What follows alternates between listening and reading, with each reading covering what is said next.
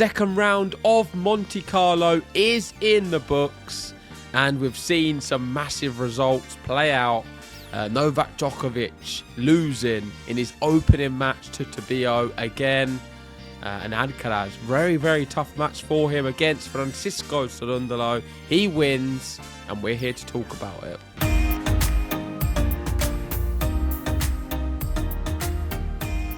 Yep, Novak Djokovic, not a happy hunting ground in Monte Carlo. And even though I tried to pad out the draw, it seems, to get him further into the draw in my draw preview, he didn't even make it past the first hurdle. The first hurdle was there, and Alejandro Tabilo does it again. He beat him at Rome last year, and now he's beating him at Monte Carlo. A 2-0 record against Novak Djokovic, albeit in the twilight of his career. But Djokovic, an early exit at Monte Carlo. Are you surprised, is the first question, JG? No, I don't think you can be surprised, and I feel I've been saying it now for quite a few episodes, and sometimes people get on to me for underestimating Novak Djokovic. You've been quite critical of me at times regarding it. And the reason I come to this conclusion that I don't see him winning big things or winning these events is because he himself has said that he doesn't know what he's going to expect when he goes out on court now. I watched the press conference after this one, and he said it's one of the worst matches he's played. When asked did he have any aspiration to win this event going in, of course he wanted to, but did he believe that he was going to? He didn't have much belief. He knew his performance levels wasn't good, but he didn't realise it was going to be this bad. And when asked about it, you can see here, he said it was actually more like the worst day. Look, I was hoping it was not going to happen, but it was quite a high probability I'm going to play this way. Just horrible. Horrible feeling to play this way, and I'm just sorry for all the people that had to witness this. So Novak Djokovic himself has said this was a high probability that he was going to produce this performance. My honest opinion is I don't think the performance was as bad as what he's saying. Obviously, serve-wise, it wasn't great. I think in his later years, he's going to rely on the serve more than anything else. And on the clay courts, it's not going to be a big weapon. Alcaraz said it as well. The transition from playing on the hard courts to the clay courts, he's found it very tough on his serve because you don't get them 3 points you would get on the faster surfaces. And Djokovic, in his later years, he's going to need them serve points because he does get them so effectively even now on the hard courts. So I see him having a very, very terrible clay court spell, and that's just my opinion. And Djokovic himself has said he doesn't have much expectations. When's the next time we're going to see him, he was asked. It's not going to be in Madrid. It's not going to be in Rome, it seems. It looks like he wants to play. The only goal he's got is Roland Garros. Yeah, no surprises there. I think that he needed a little bit of clay court play, but the first clay court tournament of the year, he doesn't ever seem to do too well in. I thought he might have added motivation for this triple golden Masters. I don't think he even is that bothered about it, to be honest. It doesn't really matter that much in the grand scheme of things. He wants slams and he wants Davis Cup, that type of thing. That's all he was after now. So I'm not that surprised that he lost. The way he lost, maybe a little bit surprised because it was a straight sets loss to Tabilo. But we know Tabilo's good. He's a real, like, when you come up against like a true clay court player, and if you're not playing your best tennis at this level, you're going to lose. And fair play to Wawrinka, because Wawrinka actually gave him a better match in the first round than Djokovic did, to be honest. And maybe Stan's maybe thinking, had I got through that, I probably would have beaten Djokovic now. So it's one of those things. Tabilo, fantastic performance. I thought he just did everything he needed to. Hit some big shots in big moments. His serve looked a lot better than Djokovic's serve as well.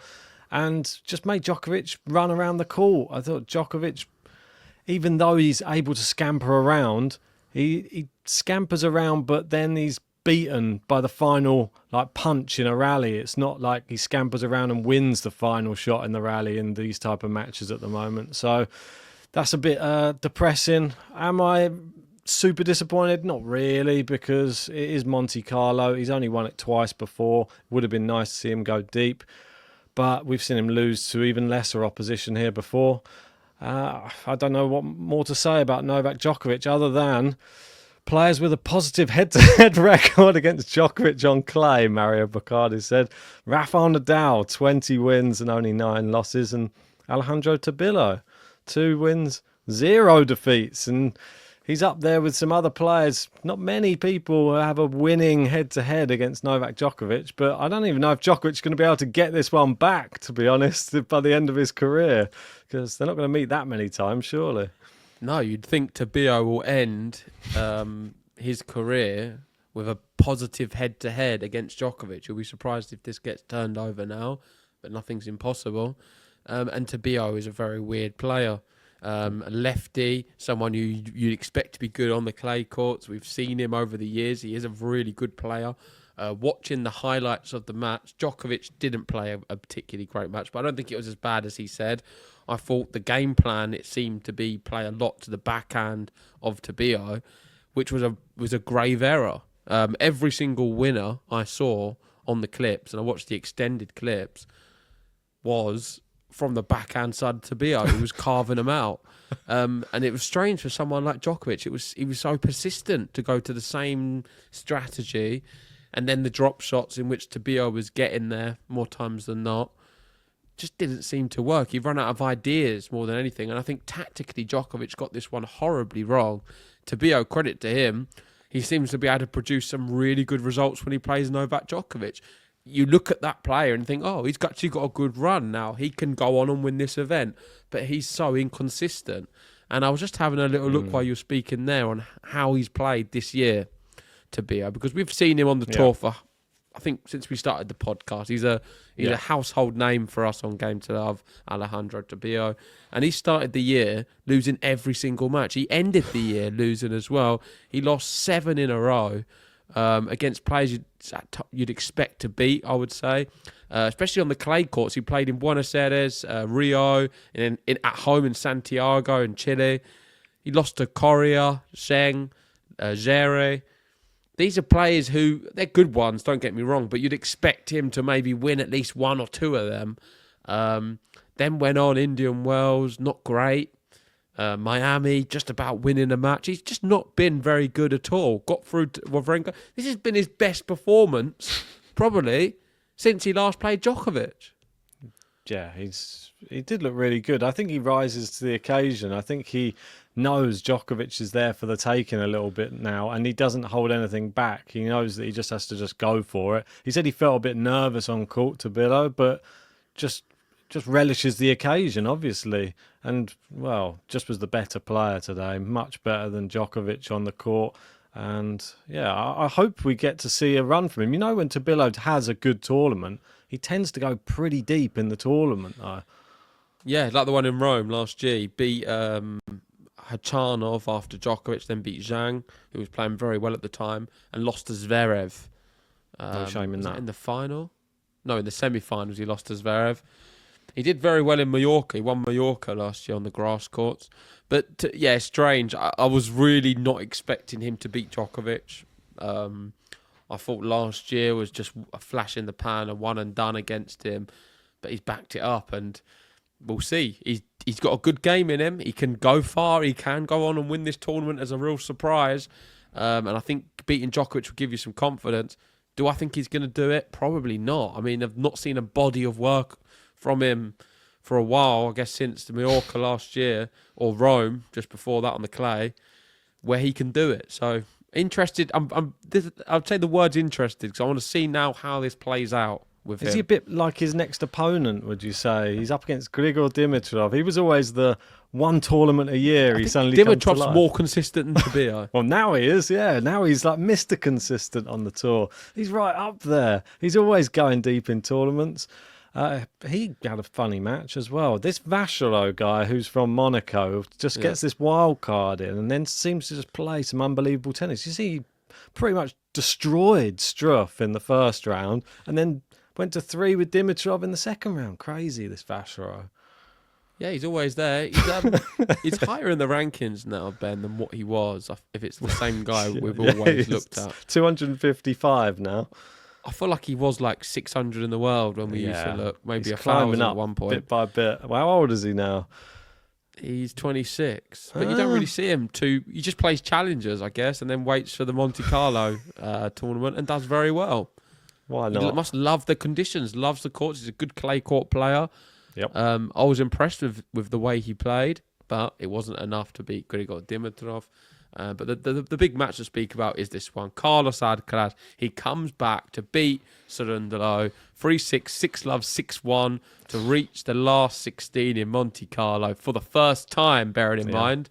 Alcaraz doesn't do so well. Does he even play Monte Carlo every year? I think he's played it once. He's been absent 3 times. He's played it once. He's missed it a lot more than anything. He's only had one match, I believe, because it was the second round he went out, but I think he must have had a bye through the first round in that one. And that's the only match he's ever had. So this is his first win, I believe, at Monte Carlo, and it wasn't the easiest start because Cerundolo sucks. Could have been going home. Yeah, brilliant play from Cerundolo. Really took the match to him, took that first set, looked very, very good. And Alcaraz didn't quite know, couldn't find his feet on the clay court. But I think this is a real positive performance. To go 6-3 down, lose that first set, and then turn the whole match around. It's like he suddenly discovered himself in that second set and was like, oh, I know, I remember how to play on this surface again now. I'm the Roland Garros champion. Step aside, Cerundolo, 6-love, 6-1, and into the next round. And it happened all within 50 minutes. So there's a tweet I sent you, afternoon routine. 3 p.m, you can see he's lost the first set 6-3, and he's facing break point. Wind on to 3:50, and there you go. Love and a 1. 50 minutes later, and he's wrapped the match out. He just needed to click into gear. That's what he did. Is he your favourite now to win this event? Of course, no Yannick Sinner there. Favourite to win the event, but I didn't have him winning the tournament. I know I've caught a bit of heat in the comments section for my selections in this tournament because it's the first clay court tournament, well, big one, I'd say, of the year. So I think there will be some different players who maybe show themselves. I went for a Casper Ruud, Lorenzo Musetti final, which people said, are you joking, Musetti in the final? If you've seen Lorenzo Musetti play today, then I think he looks quite good value for getting deep in this tournament. What a performance from him. Oh, my word. Some of the shots. The court coverage he had in this match today even drew the eyes of Carlos Alcaraz. And this is the face that he was pulling whilst watching Musetti versus Lehechka. He was enthralled by this match. And I recommend to anybody, go watch the highlights because Lorenzo Musetti, he was getting the crowd going. They were roaring for Musetti to win this match. The new haircut looks sharp. I love it. Looking like a real handsome chap out there on the court. And he plays another handsome guy. It's a battle of the handsome Italians in the next round. Berrettini versus Musetti. That is a cracker, isn't it? Well, you said you had Musetti in the final. He almost went out in the first round, Ben, because I watched that one against Boo.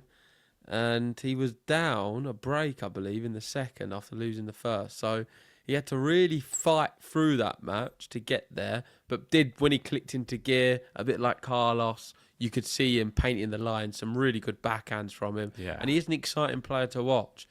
Berrettini, let's touch on that because he's beaten Zverev. I know you wasn't surprised by it. No. I don't have any video evidence or evidence me saying it to you, but I'm also not surprised. So you can either believe that or not. But I did think that he was going to do well. With Zverev, I think if he plays his best tennis or 80% of his best, he can win this tournament quite easily. I think he is a fantastic clay court player. But there's something going wrong with him. And we're talking about Djokovic, how he's coming towards the end of his career and he's petering out and he cannot find consistency. I don't think you can say the same about Zverev because he's a lot younger than Djokovic. Djokovic has been there and done everything. His big rivals have now retired from the sport. I think naturally that makes you lose that real hunger and and he's come to the end of the line for him. With Zverev, he should be hungry and more determined than ever. It's an opportunity, if anything. He's one of the most experienced players on the tour right now. With Djokovic coming towards the end, you could argue he's the most experienced player in who can actually go on and win things. That's what I mean by that. But yet, he's just lost all composure. He's been number one seed for a few events, and he's fallen apart. He said he thought his level was terrible. That's just his opinion. I have no idea what's happening to me right now. I've been trying to understand it for several months, but I don't even know what to say anymore.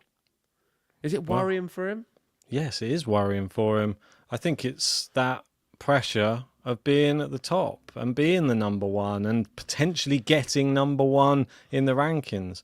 Just doesn't seem to be able to handle it at all. And Jannik Sinner right now, I know it's a name we don't even really mention much at the moment, but we should say it. He's not even under threat, is he? His number one has not been challenged whatsoever. He's been off tour and he's not been challenged at all. It's like Zverev doesn't want to be number one in his career.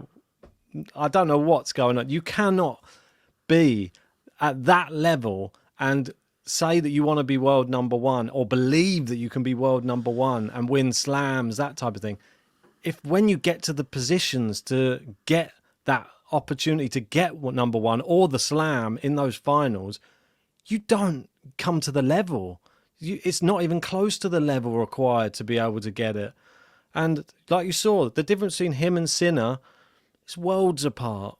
Like we saw in the Australian Open final, not even on the same planet in a slam final. I'd say in other tournaments maybe, but not in a slam final. Yeah, I've sent you a nice tweet for this. I think it's very fitting to what you're saying. And that is that Zverev challenge for world number one is mathematically over. Sinner will still be number one when he returns in Rome next month. And I think this is just the perfect image that sums it up. There he is with his Prosecco or champagne, depending on what the occasion Probably was. Probably Prosecco, Italian. And he's going to be world number one. He's extending his position there. It feels like he's not really missed out on too much. He's going to be back at Rome. He didn't play last year, if I recall, because I think we had the Olympics or something was going on. He didn't play Rome. He's going to be back at home as world number one with no points to defend. It's dangerous. He's going to be going into them Roland Garros afterwards. This is Jannik Sinner's tour, and everything's played out absolutely perfectly for him. Another word I'm going to go back to, interesting, is he going to be able to come back and produce the same results he did pre him leaving the tour for this little hiatus? Is he going to come back on that same level? If he does, it's game over for the rest because we're all living. The whole ATP tour is in Jannik Sinner's world right now. They really are. And this might worry people even more because I don't think people have really thought of this side of things. If Jannik Sinner had potentially any injuries that he was just carrying on the tour for the season, just thinking like, oh no, should I play the next tournament? Should I not? I'm going to play with the injury. I might get a little bit worse, but I can probably just rehab it a bit for the next one. He's going to be freshest. He's going to be so uninjured and so well for when he comes back that if his mental side of his game is there, everybody else is screwed because that's the one thing he's good at, mentally beating everybody. It might go the other way though, Ben. Maybe him not playing, it could just have broken his rhythm. Well, yeah, true. And he was in this rhythm of consistently playing with only 1 month off and just being this beast. Now he's had this extra time. It could have broken the cycle. Maybe. Jannik Sinner. That's the interesting thing. We can't wait to see his next match. Go back to the word interesting because this is another story I'm very intrigued by. I am very intrigued by it. Maybe there's somebody else out there who's just thinking there's a gap in the market right now. There's no Jannik Sinner. Everyone else is falling apart. Maybe I could be the person who comes on and steals the clay court swing Jack Draper, maybe. Oh, Look at this. He that's not who I starts was thinking. off with a 6-1 victory. That was impressive. I didn't think he was going to do as well as that, Jack Draper, but I have to say, Marcos Giron, I don't think he's a bad player at all. Good player. But made him look like, not a novice, but he made it look easy. Be careful to choose my words there. It's not quite like me. No, Jack Draper is that guy. It's confirmed. He is that guy. He is concrete top 10. Could argue concrete top 5 in fifth or around there. He's a serious player now. Yes. Some people wouldn't even be angry at me saying concrete top 5. He is the guy. He is very, very good. And I think he can play on all the surfaces.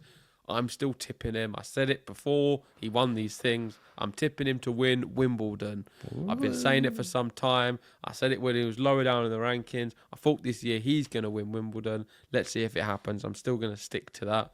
But that's not who I thought you was going to bring up. I thought you was going to bring up the king of the deciding set. The king of Nobody better since 2023 in deciding sets on clay. It's his new favourite surface. He doesn't like the hard courts anymore. He's become a clay court specialist since Nadal's left the tour. It is Daniil Medvedev, the king of the clay. He loves sliding about. He loves a deciding set. He loves the pressure of a clay court tennis match. And everyone watch out, because Daniil is 8 wins and 1 loss since 2023 in a deciding set on clay. 88.9%. And a tough matchup for him next. He's going to be up against Alex de Minaur on the clay, but anything's possible for Daniil right now. You can see when the hair goes like that, everyone's in trouble. When that little front bit of hair is stuck to his forehead, that's the dangerous Daniil. He's back. But the fact he beat Khachanov in the first match, I thought he was going to go out. I had him going out in my bracket to Khachanov. It was a close match. But then Muller, he's been in quite good form as well this year. Muller won his first ATP Tour title as well. So Medvedev hasn't had an easy start to this tournament. Got 2 wins under his belt. Can he take on Alex de Minaur and beat him? I think it's another one which he could win. He's the underdog as well. He's 2.1. Maybe it's a bet worth taking there if Daniil's in good form. Yeah. I'm not sure how it's going to play out. I think if he does beat de Minaur, next up it would be the winner of Dimitrov Tabilo. And I think nobody can predict who wins out of them 4. Because you can make a case for any 4 of them, I believe. That is a really difficult one to predict. And I'm just going to have to watch the matches and see what happens. May the best man win. It's one of them bonds. Tsitsipas going through the draw quite quietly. Yes. Beat Thompson. Did drop a set. Next Thompson. Up, Borges for him. We've spoke about Moretti. Not Moretti, the drink. Berrettini, Musetti. We spoke about them too. Casper Ruud, because nobody has won as many clay court matches as him from his generation era, or the 2020s, whatever you call it. It's 117 impressive. Wins. Yeah, he's my champion of the tournament. That's who I've gone for. I've gone for Casper Ruud because I just think he just epitomises everything about clay court tennis. He even just takes grass court season off. He'd probably take a bit of the hard court swing off as well. If there's a clay court 250, I'd rather do that, or any other clay court tournament. That's why I knew that he'd hit the ground running. Bautista Agut, I thought, wow, he looked good in his first round match. Comes up against Casper Ruud, got absolutely blitzed by Casper Ruud. Always going to be the way. The matchup we all need to see, though, is Ruud versus Draper.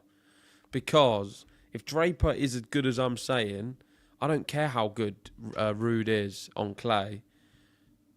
Draper has more weapons. He should beat Casper Ruud, and this is going to be a real good test for him. If he can get that matchup against Casper Ruud on the clay court, I would be backing Jack Draper, and I want to see him go on and beat him.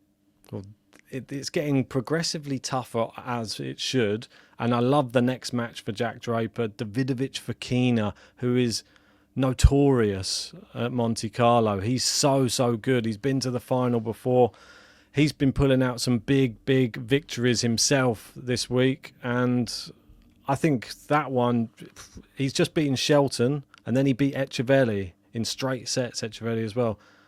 Like, it's not going to be easy for Draper at all, this match. He's going to be put through the ringer. If he beats Davidovich Fokina, though, has Jack Draper officially now become a really good clay court player? I just think he's a good player, mate. Like when you're at this level, like he's just a good player. He can win on anything. Love it.